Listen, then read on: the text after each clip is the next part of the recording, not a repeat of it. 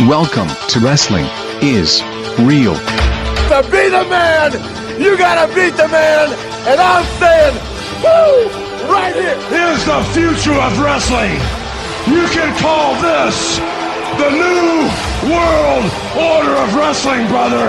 Day in and day out, I am the best on this microphone, in that ring, even at commentary. And whether you like it or you don't like it, learn, by God, to love it, because it's the best thing going today.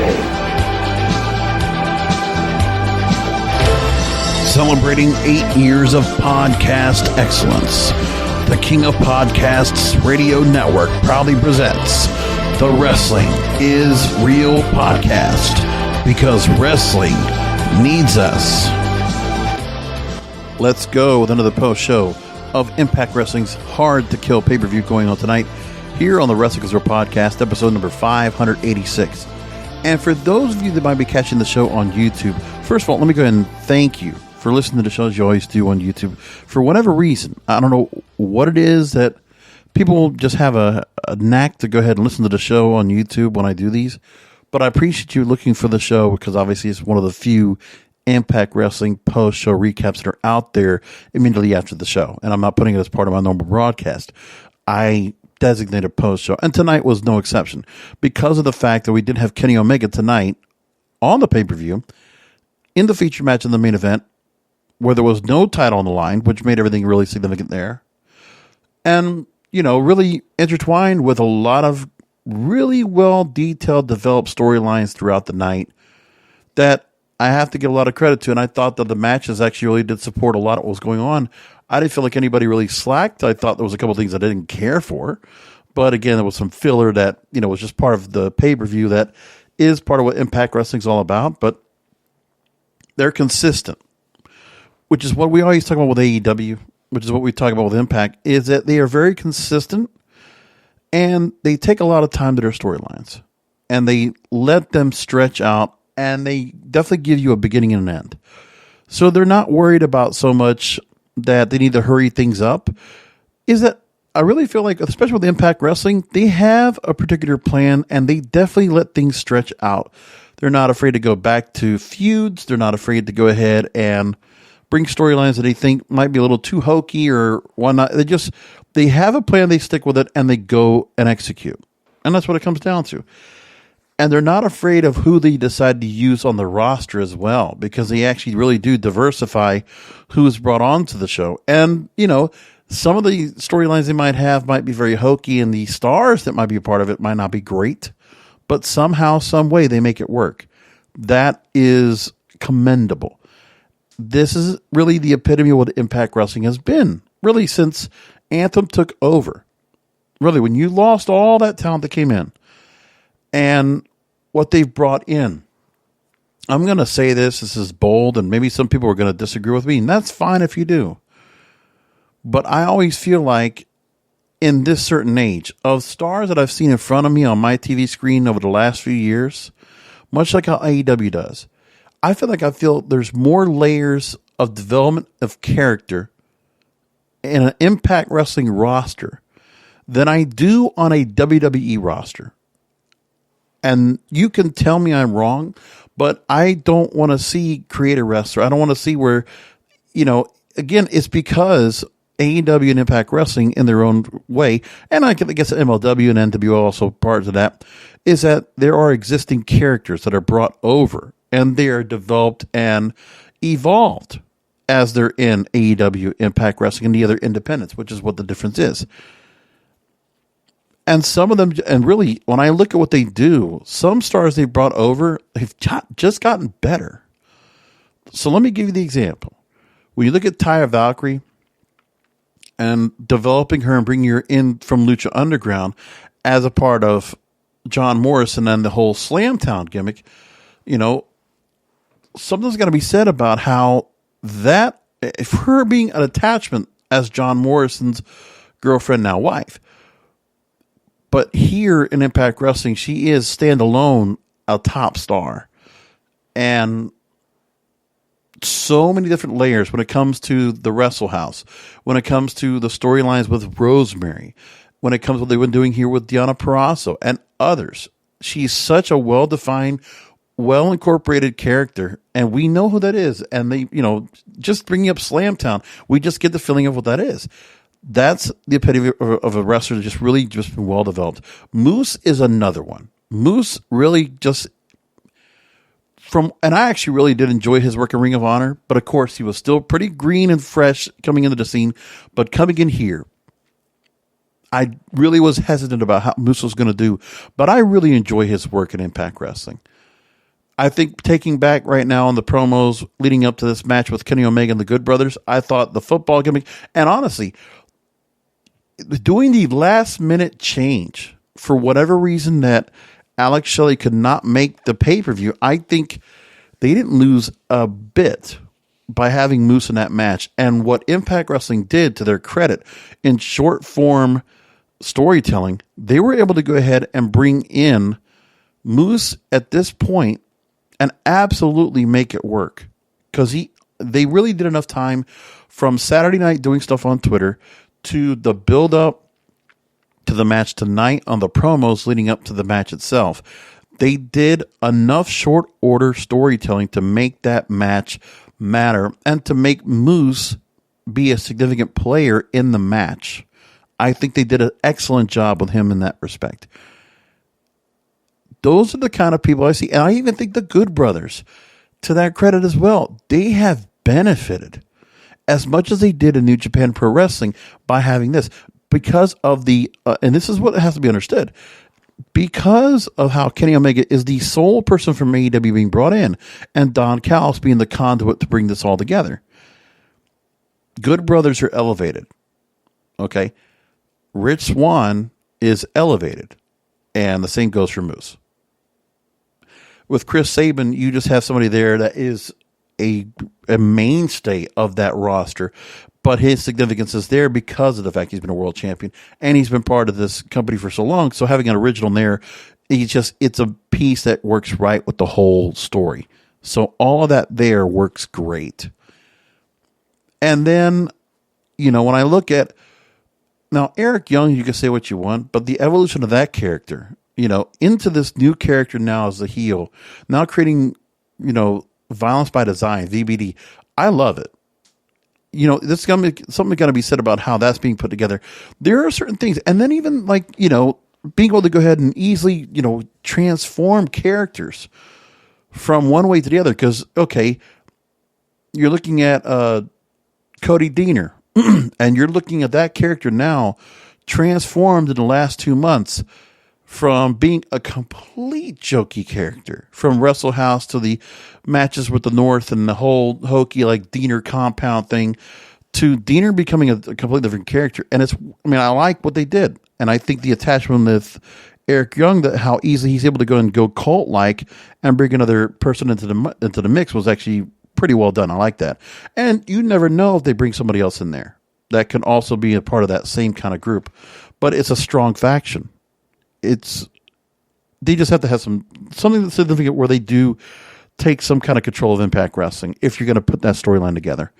Now, into the show itself, Josh Alexander in singles action over lost to Brian Myers. So whatever reason, the North was not, for all their time being top tag team champions, they're, moved down to the mid card. They're not as prominent, but they're still significant. So you had that going on. Then they start off with a, kind of a easygoing match starting off the night with Rosemary and Crazzy Steve, intergender tag team match with Tenille Dashwood and Kaleb with a K. Again, just to fill the match of what they put in there, which is fine. And then we go forward, and then because after the opening match, which was there, and I didn't make too much of it, but Rosemary and Crazzy Steve, the right team, came out with the win. Violent by Design. Again, this was a showcase for Joe Doering. And the new announced team, which I think probably does work better in the long run. Listen, I like Josh Matthews with Madison Rayne together. Of course, Josh Matthews is it is over the top in his announcing. but he does that for the sake of the product, and so I can't knock him here. We know Matt Striker brings a little bit of a change to that product and is much more in depth. We know what Matt Striker brings, so there's not an issue there. He's legitimate, he's credible, and he fits the role of doing, wrestling commentary. So his role here is good. And I thought D'Lo Brown, he came into his own. I thought he was good for what it was. Obviously, he's been working in wrestling in some way, shape, or form, and to have him do the on-air role here and doing a color commentary, he was fine. Really didn't jump over each other. I think they actually blended well together, and especially when they had matches where they had some real excitement with some real, near falls. I thought they really did well. And then again, where Matt Striker sometimes gets a little bit kind of in the lull, where he's just being a little bit methodical, kind of just trying to explain things and kind of low talking. It's one of those things where he doesn't keep the energy up all the time, but that's just not his style. But that's okay. For what it was worth, I thought he did fine throughout the night. Nothing made me cringe. Nothing made me feel any, where he was just going to in one way or another. So back to Joe Doering. This guy is a throwback to the 80s. Like, this guy I could see in NWA because he's got like a Magnum TA kind of like look to him. Not so much, almost a body, but like, he needs to be a little more defined. But seriously, that guy is huge. And he looked like a monster out there. It looked good. And that's just why I understand where I feel like this guy definitely did fit like a Japanese kind of feel, because he's one of those American wrestlers that go over like a Stan Hansen or a Harley Race or, like a Scott Norton or somebody like that. You could just see that kind of feel where that guy's just big, tough guy. And, the Japanese fans love that kind of guy. And he really fit that role here. So having him there, Deonna wasn't so much of a role, but obviously he's becoming like the kind of the prospect being put forward as part of the group. But Eric Young fit the role. He's the leader. I just thought, looking at this match, obviously they wanted to make some of the points where they saw, first of all, Joe Doering just blasting everybody. Cousin Jake and Deonna confronting each other a few times. That was important to have in the match. Tommy Dreamer, and Rhino, of course, it wasn't so much of a Extreme Rules match. It was just kind of just a big brawl kind of deal, which was fine. But again, the match, I just kept paying attention to Joe Doering because that guy just looked good in there. He just looked, again, it's big guy wrestling. Physical, brutal style, aggressive, hard-hitting impact. I liked it. That guy just looks good. But again, it's also a throwback. And to see him as the heavy, working alongside Eric Young, and then Deonna becoming this new, diabolical kind of psychopath kind of, killer instinct right here. This group looks good, and they looked all credible. So I enjoyed that match here. Next, the revived Impact Knockouts Tag Team titles and Fire and Flava, Kiera, Hogan, and Tasha Steelz, and Havok and Nevaeh. This was a good match. And the story that was told before the match, the promo that really did solidify how Kiera, Hogan, and Tasha Steelz were so significant to go ahead and be tag team champions, and how they're going to really be the catalyst on how this tag team title run's going to go, because I think they're going to be holding this title for a long time. And we're going to see some different variations of who's going to go after those titles. And there's a lot of different names. And obviously, you just see these heel types that are coming into this match really did work. I really don't know who was really more face or heel in this match anyway, but Havok looked good. And that was one of the things that Matt Striker really wanted to get Havok over. That was one of those things I noticed there. But again, Kiera, Hogan, Tasha Steelz, they're meant to be as a tag team. They really do work well because, just seeing them separate, whether Tasha Steelz was in the Impact or in NWA, and don't get me wrong, Tasha Steelz, I remember when she had her match with Thunder Rosa, and what was the pay-per-view? I forget the name of it now. It looked good. She looked good out there, but I think pairing her with Kiera Hogan, it's a tag team they have some chemistry together. You could tell they're really working together, and it just feels like even the backstage promos are fun. Like, I like these two. They're good in the ring, and they're doing good in backstage stuff. All their stuff they're doing, even incorporating with the other stars when it comes to Falaba or Johnny Swinger. Like, all that stuff's really funny. Like, I actually like those two together. They just look cool.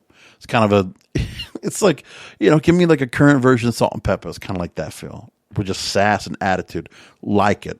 Fire and Flava, they win the Impact Knockouts Tag Team titles.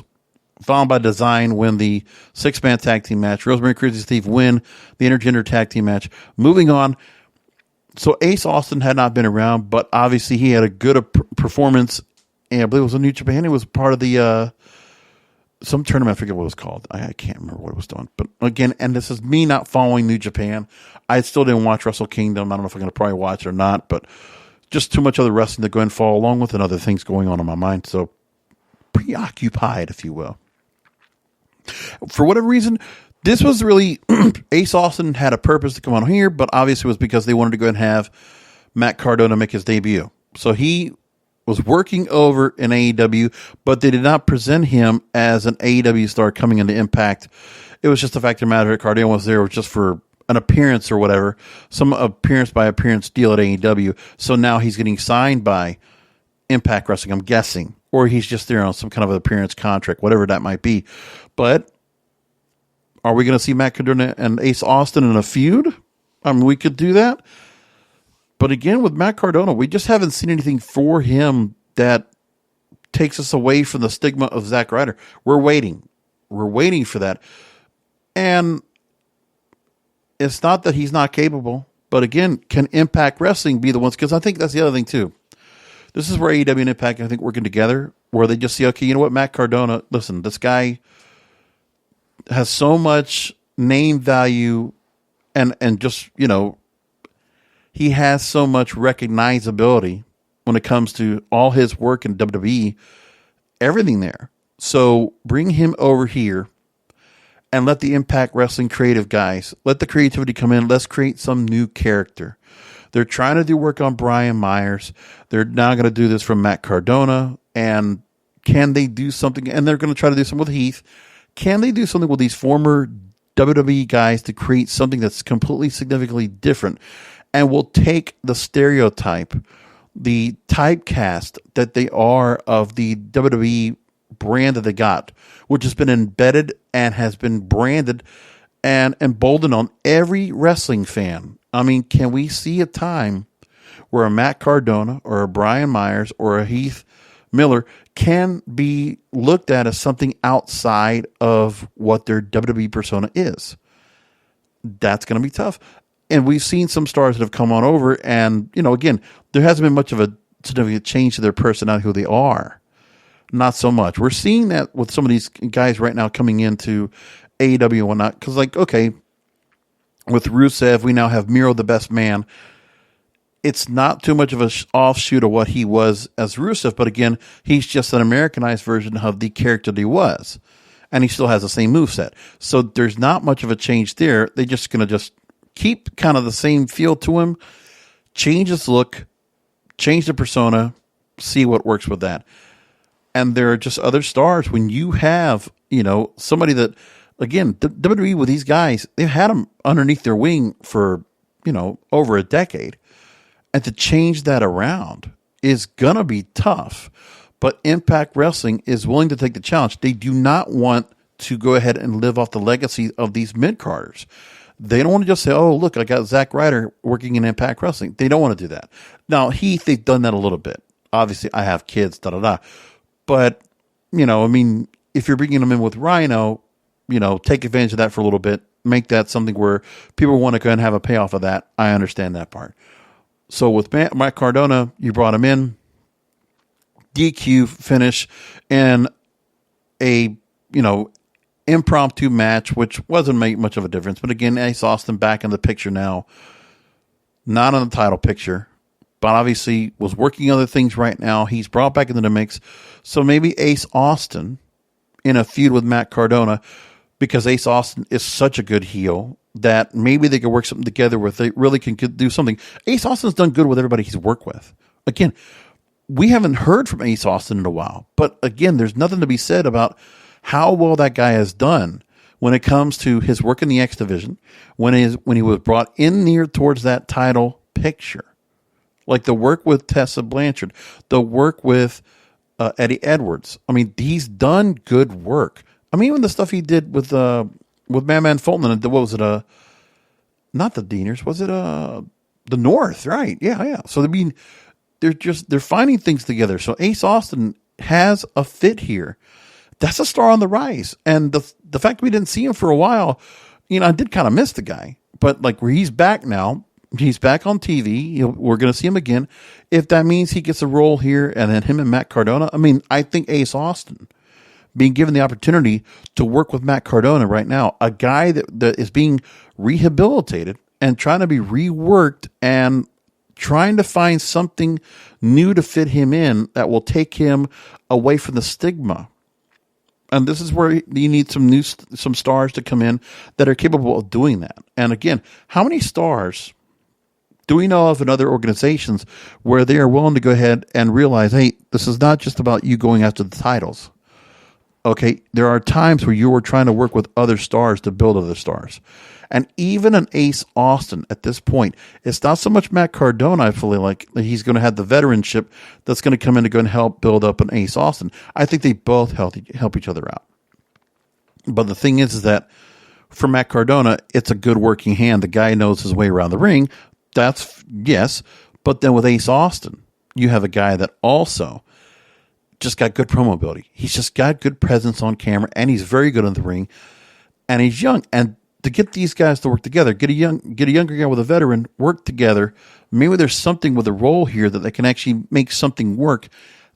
I want to find out what that's going to be. So that's going to have me interested.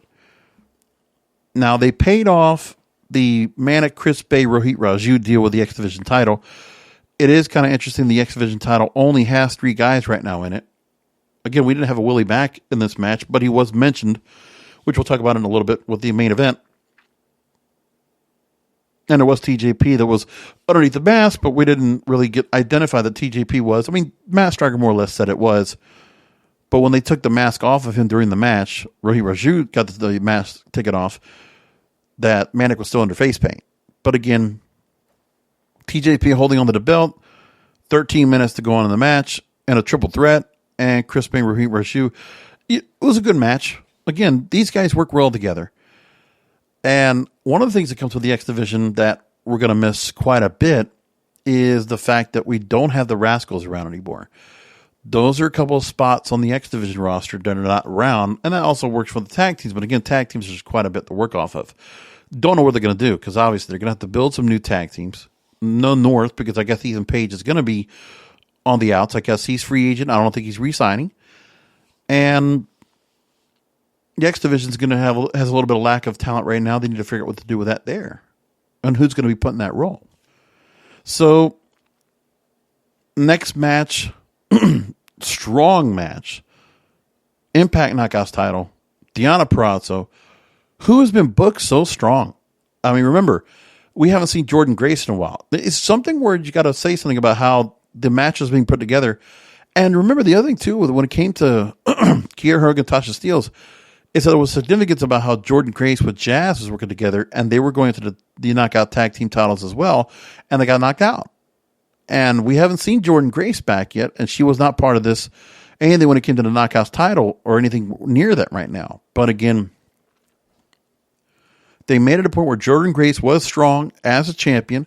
Deonna Purrazzo come in, and then again, the submission that's being used by Deonna Purrazzo, it looks so strong now.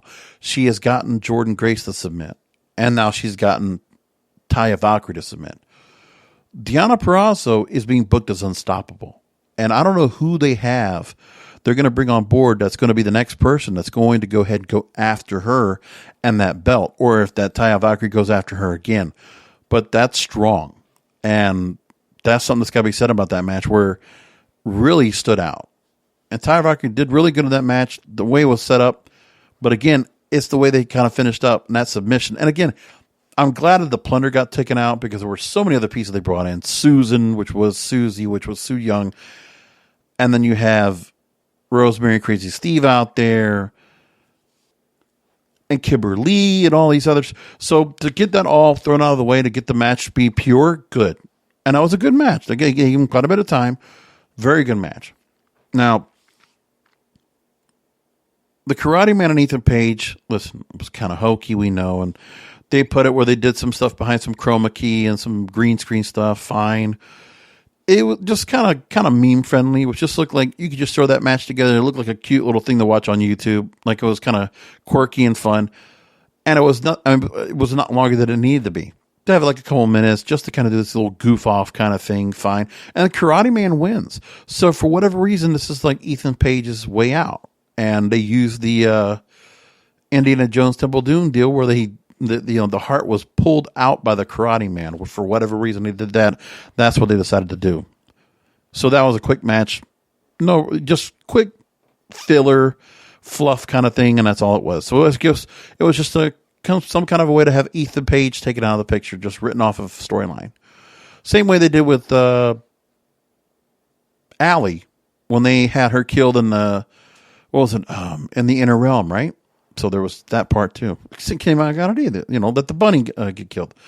So they have their ways of kind of just writing off people off of storylines instead of just letting them just fade out. That's just the way they do things, which is kind of interesting and commendable for them.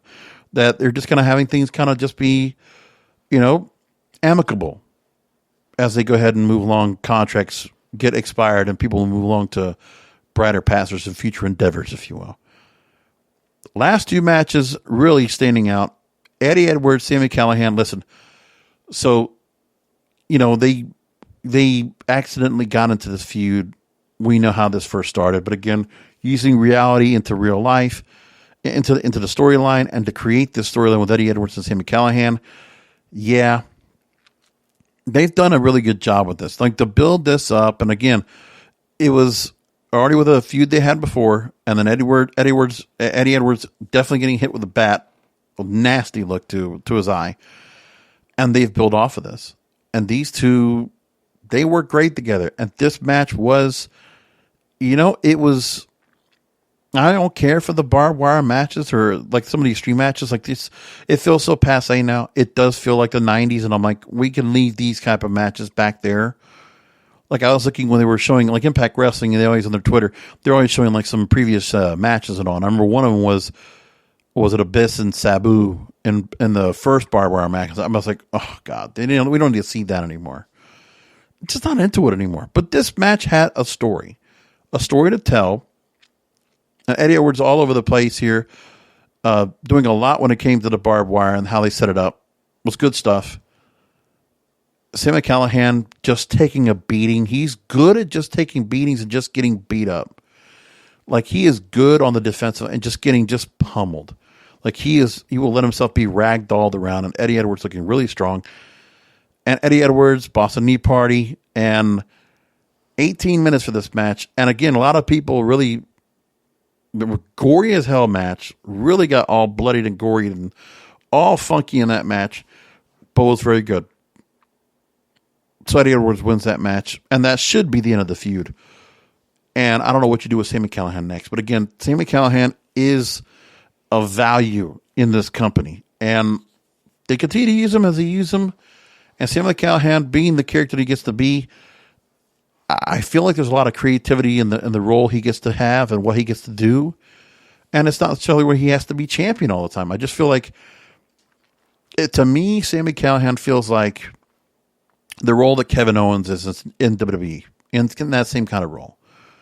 And again, I just think that Sami Callihan just gets to be who he wants to be here in this company, and he's doing what he wants. Now, yeah, something that we said, no Ken Shamrock, and he was even mentioned. There was no word of him over there in the match, so I'm not sure what to think of that. But, it didn't take away from it. And I think they're going to include Ken Shamrock in this match. Didn't make much of a difference because of how things are going with these two. Like, that'll be between them. That's the focus of the match. Because Ken Shamrock is a storyline, we didn't need to necessarily see him in storyline in this match tonight. Main event, the story to this. Don Callis, listen. He's doing a great job in the managerial role right now, kind of positioning Bullet Club, playing off the AEW storyline that happened 2 weeks ago, where we saw Good Brothers coming out to the ring, accompanying Kenny Omega, and along with the Young Bucks, Bullet Club apparently being realigned and being reunited once again. Bullet Club Elite could be very well much a thing again. But again, Kenny Omega coming into this match tonight at Hard to Kill to see Don Callis go ahead and make the introduction. And again, the story being said. So Scott D'Amore being brought into the storyline. Hey, what are you doing? Have a Moose come to this match. And they made it a point of how Moose was going to be coming in. And like, listen, he wants to win. He's part of this company. And, you know, they definitely made a point. And this is where I think Rich Swann, you know, we're going to see where one of the things that was being built up in this storyline here with this, which I love is the right direction, is that Moose is going to be going after the world title. He's going to go after Rich Swann next. That's the next step for him. I think Rich Swann, listen, you know, the way that was set up for him to go ahead and win that world title over Eric Young, great. But I think at this moment, you know, you're going to have a storyline right now, good, where Rich Swann already is at odds with Moose because of what he did to Willie Mack. And Willie Mack, in the same vein, is going to be brought into the storyline. There's going to be a good triangle here out of all this that's going to be brought up after the fact. But it was being twined in here into this match. Because then Rich Swann and Moose and Chris Sabin had to work together in a common goal to take down this rebellious group led by Kenny Omega coming in from AEW. This kind of an invasion kind of feel to it. Very well done match. This was fun. I like the one we saw Rich Swann and Kenny Omega together in the ring. And again, we could see Chamber for Justice champion down the line. You never know. That would be nice to go and see coming up. I like where Moose and Don Callis were talking to each other back before the match. And Moose specifically saying, hey, you know, I want to go after the Impact World Champion. I'm going to become Impact World Champion. And then maybe I'm going to go to AEW. I'm going to go and take a kid's belt. Because the kid line kept being tossed across between Moose and Don Callis. I loved it. And Good Brothers looked strong in this match. Kenny Omega looked really good. Positioned like a champion from AEW. They definitely kept taking shots at the belt to make you say, this guy's in here. It's really happening. And I could tell there was a buzz when people were saying, okay, people were starting to look for the feed, finding a way to go ahead and watch the damn match with Kenny Omega in it because people were paying attention. How were they going to do it? The match looked good tonight. It was a very well done match. A lot of time, 20 minutes in this match. And good job by Stryker and D'Lo Brown to go and do the announcing here. The way they set up, a lot of intensity. You know, false finishes were really good. They were mentioning the story how Kenny Omega can continue to keep going after the false finishes. Looked good, strong. And then, you know, Rich Swann really looking good in this match. And there was one thing where Matt Stryker did miss, that Swann did execute One Wing Angel for a near fall on Kenny Omega. That's a miss, and that should have been mentioned in there, but that's okay. But everybody did see that. But then again, it was a matter of where Rich Swann, and then again, Moose, in his moments, he shined. He looked really good out there. And again, you see the flexibility of him being able to go and hit that drop kick off of somebody on the top rope. You know, doing the rushes to the corner. Just seeing Moose at such a level. He was really amped up tonight. You could really tell that. He looked good out there. And you could just tell he's improved a lot. And just his position looked really good too. Moose is being groomed. Will eventually be world champion. That is a guy that's got to be crowned Impact World Champion. I think by the end of this year. Like, I could see where at least by Bound for Glory, he's going to at least be world champion, or at least going after the world title.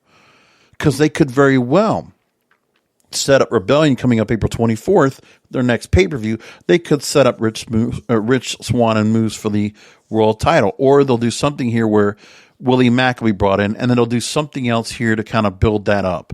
But eventually make it where Rich Swann and Moose are going to have a date with Destiny, and they're going to have a dance for that world title at an upcoming pay-per-view.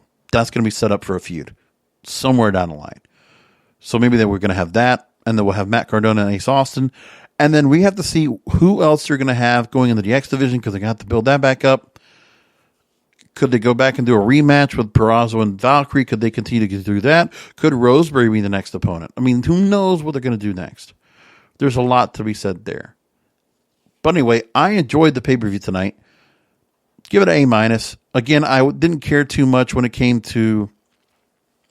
I mean, the Matt Cardona Ace Austin match was fine. The way they set it up, the Karate Man Ethan Page thing, for what it was fine. And, you know, the opening match, it is what it is. I mean, of course, I'm the kind of guy that would have liked the X Division title match at the top, but again, they put it towards the end. They made the titles towards the end later on in the night. But overall, I enjoyed this pay-per-view. Again, they did step at it really well, and they definitely benefited by having Kenny Omega in the main event tonight. I think a lot more people probably got their eyeballs on it. And the way everything finished up, people are going to be watching Impact Wrestling this week. Could they reach 200,000 viewers? You know, I wouldn't rule it out. I would not rule it out if they could make that in the first run, 200,000 viewers for their show. And honestly, that's the whole intention, is that if it does help Impact Wrestling in this, association here with AEW, that's beneficial. And again, we're seeing just a slight exchange, not a full-fledged exchange. This is working what they need to do right now. And, I would love to see if Moose ever made his way over to AEW just for an appearance, because I think he would do great over there. I think people would really be excited about that. But the other thing, too, I was not impressed with the fact that he wanted to go ahead and go over the top. So, this is a mark-out moment for Matt Striker because Matt Cardona came in. Yeah, I get that part. I really wasn't touching that. But I think for the purpose of Matt Cardona to get brought into the Ace Austin story, let's see where they go with that. I'm waiting. And we're going to leave it there. Thank you for listening in. Finding this here in the Wrestling Wizard podcast. Coming up this week, Wednesday going into Thursday, we will again have another episode. And we'll look at what they're going to be setting up WWE when it comes to the Royal Rumble, because we are less than 2 weeks out. Because their pay-per-view is going to be up 2 weeks from tonight, as you're hearing this right now. This is Saturday night, but it's going to be Sunday. So we're coming up on 2 weeks before Royal Rumble. And I'm not really so impressed by it. There's a lot of last-minute booking and a last-minute hype that this company needs to do, WWE, to get things back on board. But again, tonight, really enjoyed Impact Wrestling Hard to Kill. A- for that. Come back for another Wrestling is Real podcast, because wrestling needs us. Thank you for listening to the Wrestling is Real podcast. Follow the King of Podcasts on Twitter, Instagram, TikTok, and on Facebook at Wrestling is Real. Subscribe to the Wrestling is Real podcast through all major podcast platforms, including Apple Podcasts, Google Podcasts, Stitcher, Spotify, Spreaker, and iHeartRadio. You can also look for episodes on his YouTube channel, youtube.com/JBRASCO951. You can find all this information and more by going to the website, WrestlingIsReal.com.